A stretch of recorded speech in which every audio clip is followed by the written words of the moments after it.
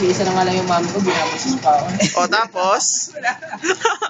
O. Ang sabi ni Cameraman. Ang O, sabi ni turo mo muna dito sa, ano natin. Dito, dyan.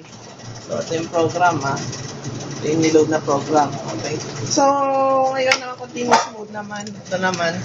Papirma po kami.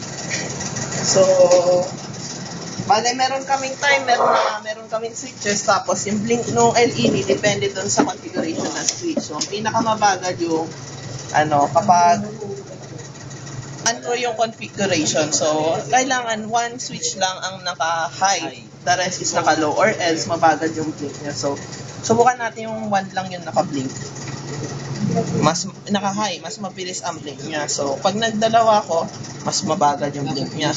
100 yan, no? Tapos, baba ko to. Dapat to na yung naka-high. Medyo mabilis-bilis ng 100 konti. ms yan, 100 ms. Hindi, pinago ko yung time mo. Oo. Tapos, Hard. edi, yung switch 3 naman.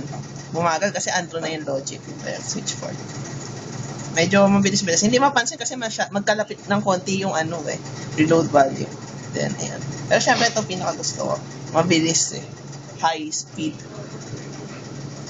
Kita ba? Okay, yan lang po. Papapirma po. Salamat po.